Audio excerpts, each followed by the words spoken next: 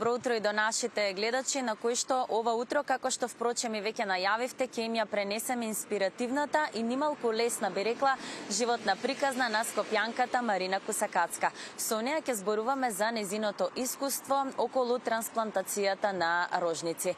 Добро утро, Марина, и благодарам што се одзвавте на поканата за овој разговор, да го споделите вашето лично искуство на оваа тема.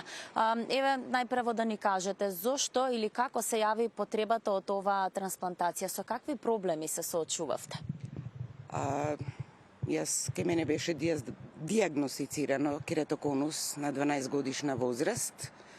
Носев контактни сочива, тврди, кои не се баш пријатни, но со тек на време кератоконусот прогресираше и контактните сочива почнаа да функцијата да им се намалува, едноставно само толку ги сврлаше. Така да се соочував со големи проблеми. Едноставно бев хендикепирана во многу работи, отежното читање, движење. Да, комотно се движе во домашен комфорен амбиент, надвор беше отежнато движењето. Бев приморена да носам наочари кога зимно време, кога имаше снег, коцјај. Па така, чудно ме гледаа малце луѓето, што е на ова, не знаејќи го проблемот со кој што се соочувам. Ми падна во животот во тој период тешко, што морав, дојде период кога требаше да бирам дали кариера или семејство. Во секој случај го одбрав семејството и не се кајам поради тоа. Со мајка на две прекрасни керки. Потребата дојде затоа што буквално веќе не можев ни контактно сочиво да носам, отежното гледање, отежнат вид, движење, едноставно ограничена во многу работи. Со упорност се ангажиравме и се дојде до моментот кога се решив да одам на трансплантација на рожница во Москва Фјодоров институтот. Така да во тој период, мислам, бев спремна, знаев дека не гледам соочено, меѓутоа еден голем шок беше за мене после исцрпувачките испитувања таму, детални, дека јас уствари сум имала 18% вид. Без помагала, со помагало можела негде кој 25 до 30%.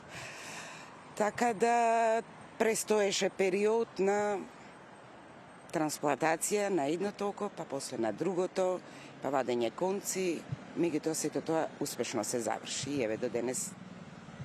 Од кого добивте рожници и дали се запознавте со семејствата кои што придонесоа за ова да се реализира? Рожница добив, тоа е од две личности, затоа што етапно први ни иде едното око, потоа иде другото око. Не може наеднаш двете, тоа од медицински причини, не се прави наеднаш на двете очи. Не го кажуваа го донорот, но успеав, случајно го видов картонот, така да знам дека едното е машко, другото е женско. Со семејствата не успеав да се запознам, за жал, и сепак сум секогаш благодарна. Колку ви беше тешко во тој период далеку од дома, особено ако во тој период нели веќе сте биле реализирани во улогата на мајка, колку беше предизвик да бидете далеку од децата и воопшто од целото семејство? Беше тешко, да. 3000 километри далеко од семејството, не е тоа една недела, 3-4 недели додека се чека донорот. Тешко, така дали се издржа. Благодарност, знам дека децата беа добро згрижени и посебна благодарност до сопругот кој што несебично ми помагаше во тие тешки моменти. Колку ваквата операција ви го промени животот? Што најпрво се промени во вашето секојдневие? Многу го ми промени. Едноставно јас бев пресреќна што можам да функционирам нормално, иако сум свесна дека јас никогаш во живот не можам да имам 100% вид. Не знам ни како изгледа 100% вид, но функционирам добро.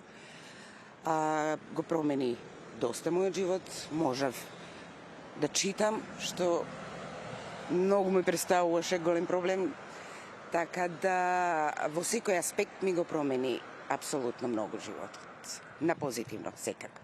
Практично од вашето искуство може и да заклучиме дека понекогаш и најобичните работи за некого може да бидат луксус.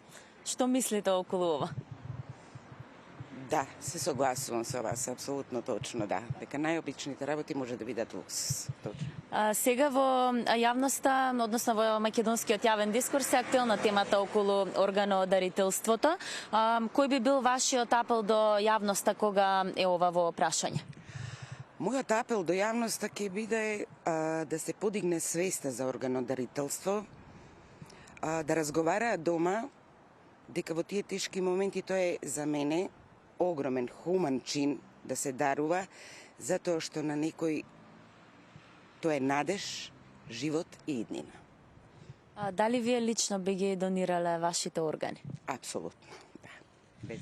Марина, ви благодарам уште еднаш за искреноста, за транспарентноста да разговараме на оваа тема и секако ви посакувам многу успеси понатака на секое поле. Ви благодарам и на вас и на вниманието одвоено што ми дозволи вашата телевизиска куќа да бидам дел од ова актуелна и хумана пред се.